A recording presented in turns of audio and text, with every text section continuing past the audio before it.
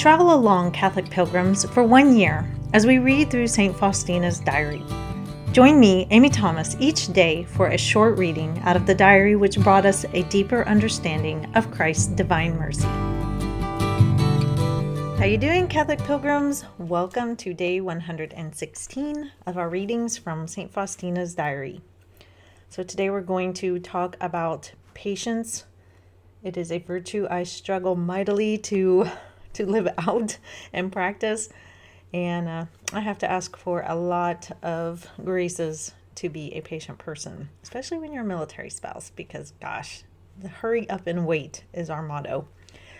So today we're reading from Notebook 1, numbers 506 through 511. Jesus, Mary, and Joseph, Krakow, October 27th, 1935. Father Andrzej, Spiritual Counsel. Do nothing without the consent of the superiors. One must think this matter over thoroughly and pray much. One must be very careful about these things because in your present situation, sister, the will of God is certain and clear. For you are, in fact, bound to this congregation by vows, and perpetual vows at that. So there should be no doubt. What you are experiencing interiorly, sister, are only the glimmerings of a project. God can make some alterations, but such things are very rare. Don't be in a hurry. Sister, until you have received more precise knowledge, the works of God proceed slowly. But if they are of Him, you will surely recognize them clearly. If they are not, they will disappear, and you, by being obedient, will not go astray. Speak frankly about everything to your counselor and obey him blindly. For the present, sister, there is nothing more for you to do than accept the suffering until the time when everything will become clear. That is, all things will be resolved. You are well disposed as regards these matters, and so continue in the simplicity and spirit of obedience. This is a good sign. If you continue in this attitude, God will not allow you to fall into error. Still, as much as possible, keep far away from these things. But if despite that they still come your way, receive them calmly, and do not fear anything. You are in the good hands of a very good God. In all that you have told me, I do not see any illusion or anything contrary to faith. These are things which are good in themselves, and it would indeed be good if there were a group of souls pleading with God for the world, as we all are in need of prayer. You have a good director. Stay with him and be at peace. Be faithful to God's will and carry it out. As to your duties, always do what you are told to do, and as you are told to do it, no matter how humiliating or toilsome it might be. Always choose the last place, and then they themselves will say to you, go up higher.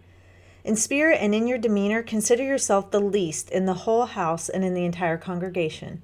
In everything and at all times, be most faithful to God. I desire, O my Jesus, to suffer and burn with the flame of your love in all the circumstances of my life.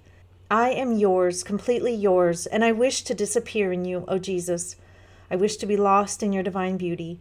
You pursue me with your love, O Lord. You penetrate my soul like a ray of the sun and change its darkness into your light. I feel very vividly that I am living in you as one small spark swallowed up by the incomprehensible fire with which you burn, O inconceivable Trinity. No greater joy is to be found than that of loving God. Already here on earth, we can taste the happiness of those in heaven by an intimate union with God, a union that is extraordinary and often quite incomprehensible to us. One can attain this very grace through simple faithfulness of soul. When a reluctance and a monotony as regards my duties begins to take possession of me, I remind myself that I am in the house of the Lord, where nothing is small and where the glory of the church and the progress of many a soul depend on this small deed of mine, accomplished in a divinized way. Therefore, there is nothing small in a religious congregation. In the adversities that I experience, I remind myself that the time for doing battle has not yet come to an end. I arm myself with patience, and in this way I defeat my assailant. In no way do I seek perfection inquisitively, but I probe into the spirit of Jesus and fix my eyes on his deeds as summarized in the gospel. Even if I lived 1,000 years, I would not exhaust what is contained there. When my intentions are not recognized, but rather condemned, I am not too much surprised, for I know that it is only God who scrutinizes my heart. Truth will not die. The wounded heart will regain peace in due time, and my spirit is strengthened through adversities. I do not always listen to what my heart tells me, but I keep asking God for light, and when I feel I have regained my equilibrium, then I say more. So in one way or another, all of today's readings link back to patience in some way. Sister Faustina even says, I arm myself with patience, and in this way I defeat my assailant. Her spiritual counsel with Father Andres, he is going over and over and over about being patient. Just stay calm. Just don't fear anything. Don't be too hasty. Don't hurry into anything. And what he's referring to, again, is this congregation devoted to the Divine Mercy that Sister Faustina feels a little bit called to start up. And Father Andres has said, just hang on, okay? So you've taken vows to the congregation that you're already in, perpetual vows at that. God would rarely have you break those vows in order to have you start something else up. However, a congregation devoted to the Divine Mercy and praying for souls is a good thing. And, if this is meant to be, give it time. Be patient. Pray. Talk to God. See if you continue to have the inspirations to start this up, or maybe give it some time and see if they just disappear and this was all, just something that came about maybe from your own thoughts. But either way, he's like, it's not bad that you want to do this, but I don't often see God, encouraging people to break their vows with one congregation in order to do something else. Not unheard of, but give it some time. And so he's just encouraging her to be patient. And that's so hard. I am one of the least patient people on the planet. I'm pretty sure when there's a picture in the dictionary next to impatient, there's me right there. And it's something that I have to work on constantly. And we live in such a hasty and hurried society. Everybody is encouraged to make decisions very quickly. And when you don't make decisions very quickly, then you're kind of seen as a wishy-washy person who doesn't know how to make decisions. Unfortunately, people don't really allow others to be patient. We want people to be very quick. My oldest daughter, if you take her into like a Baskin Robbins or something, she's one of those people that cannot make a decision because she wants to try everything. And so she's like, oh, I really like this, but I could try this over there. And I've had to tell her since she was little, make a decision, because we can't stand there all day long. So with some things, yes, we have to be a little bit hurried on, pushed on, encouraged on. But with other decisions, especially major life decisions, oftentimes we just don't allow ourselves enough time to really think about it, pray about it, weigh the costs, see if the feelings grow or subside. It's just not something that we allow ourselves to do or that other people allow us to do. People want answers, they want decisions now, and so it's very difficult to be a patient person.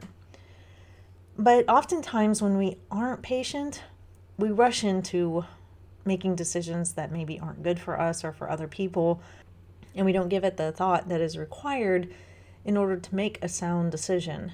And so, how do we get more patient? The only way we get more patient is just practicing it. It's not going to happen that God is just going to poof, wave his magic wand and you're patient. It's just something that we have to work out. It's like a muscle. It's like we have a patient muscle in our body that we have to train and discipline. And for me as a military spouse, we are always waiting on something. We're waiting on orders. We're waiting on movers. We're waiting to move. We're waiting to hear if he got a job. We're waiting to hear if he got promoted. When he does get promoted, we have to wait for like a year for the ceremony. Oh, you would think after almost 20 years of being a military spouse, I would be like a super patient person. And I have gotten better. But this all goes back to something we talked many, many, many episodes ago. Live in the present moment. Take a deep breath. Sometimes decisions have to be made right away. There's just no way around that. But other things, we can take our time and, be patient about it. Let God work in your soul. And journaling can help. Talking to friends can help. My husband always makes our kids do a pros and cons list. If they're making a big decision about something, he'll have them just brainstorm, and he'll tell them, write anything you want. Just get it all out on paper, and then we'll look at it. And that's a really good practice that he's taught them. And it helps them to just kind of get it all out in front of their face, see what's going on in their head, maybe get some advice from mom and dad, and then, start to really think about all these options. So there's actually a lot we can do to help us be patient. It is a struggle. It's really hard because we want answers now. We want results now. We want it fixed now. And oftentimes God is teaching us something in the journey. So that's all for today, Catholic Pilgrims. We are getting so close to Notebook 2. If you basically just flip the page, I think you're going to see how close we actually are. That is another milestone for us, and we'll keep trucking on. But I will see you back here for day 117. And until then, live the faith boldly and travel well.